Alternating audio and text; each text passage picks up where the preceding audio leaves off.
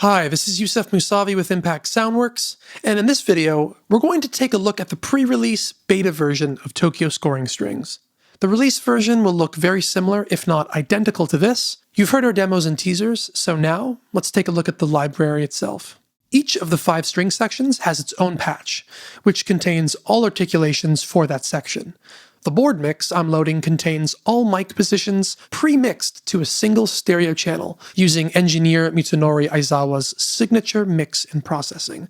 The 4 other individual mic positions are available too, but for now we'll just use the board mix. Let's start by just playing Violins I as it sounds right out of the box.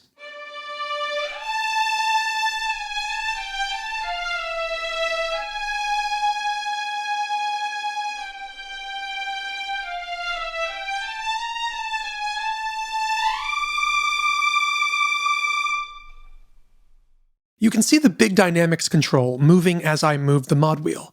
As with just about all controls, this can be remapped to any CC you want by right-clicking.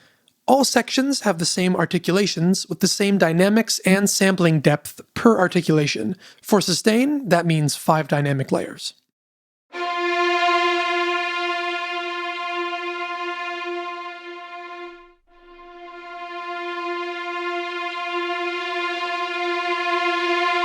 Using different vibrato types is important as well. There's senza vibrato, or no vibrato.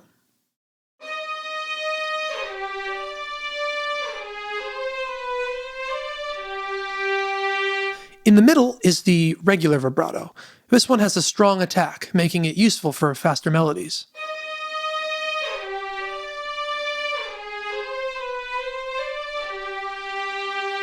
Finally, we have molto vibrato at the top. This is very expressive and emotional, great for lead melodies.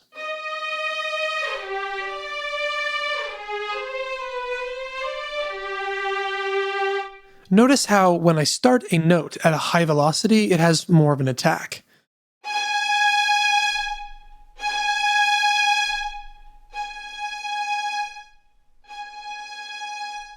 This is something you can adjust, so now is a good time to head over to the Articulations tab. Here is the brand new iteration of our total articulation control technology. It's definitely worth a video by itself, but in a nutshell, it's easy to select and edit articulations, and easy to create powerful, advanced mappings. At the bottom, you'll see controls for the selected articulation. We can adjust the volume of the attack overlay,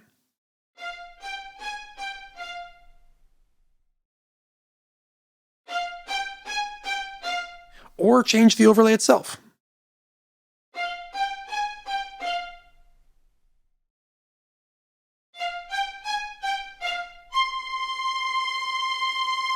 This view also makes it easy to audition other articulations. By default, everything is accessible via key switches, but you can also just click on an articulation and start playing.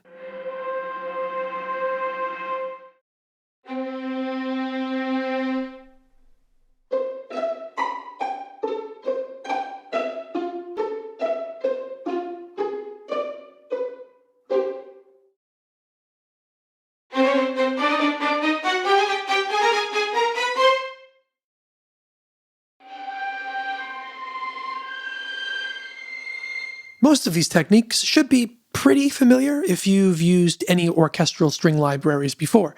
There are, however, a few things worth noting. Firstly, the sforzando and decrescendo articulations. These notes start off forcefully and then decay over a fairly short time. They have multiple round robins and are great for chords.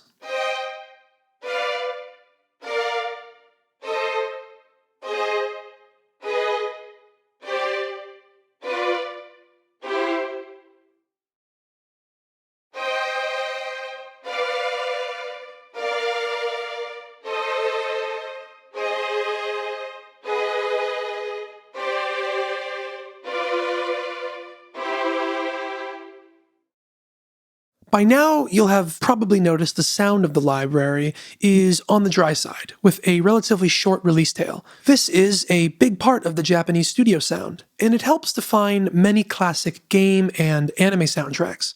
For traditional orchestral mockups, we recommend using some kind of external reverb. A Bricasti M7 style reverb works particularly well. But for pop and rock uses, feel free to keep it dry. Speaking of that release tail, adjusting it is really simple. Let's say you prefer for notes to ring out, even when playing short notes. Just increase the release knob at the bottom here.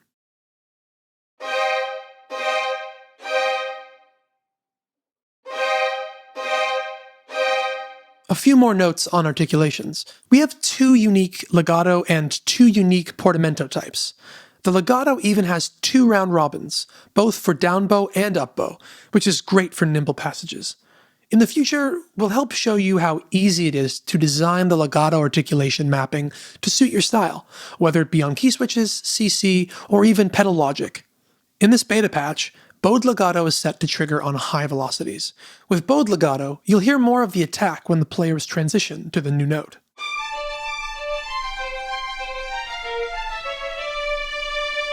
Playing lower velocities will trigger slurred legato, which has less emphasis on the note transition.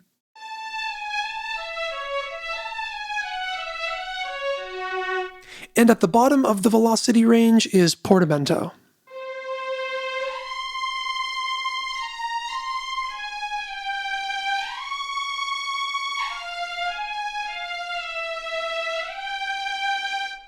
With all of these legato options at your fingertips, you've got plenty of flexibility to shape string parts however you'd like. Finally, to wrap up this overview, we'll go back to the main page and look at the legato speed control. This control lets you switch between 4 speed profiles of legato. As of the time of this video, we are still experimenting and may change these profiles, as they are a work in progress before final release.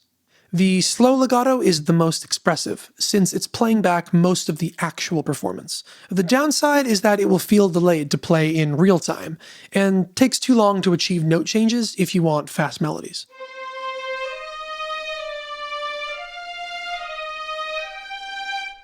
If we go to the next setting, you'll feel less latency because less of the transition is played.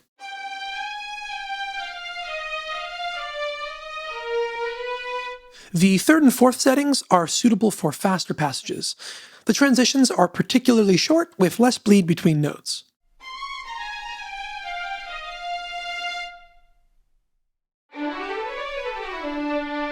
This control, and most others intact, can be MIDI learned and automated, making it easy to adapt the performance of Tokyo scoring strings to suit your music. There's plenty more to discover in this library, and we're so excited to release it to the world later this year. For now, we'll just wrap up with a preview of the other sections and how those sound.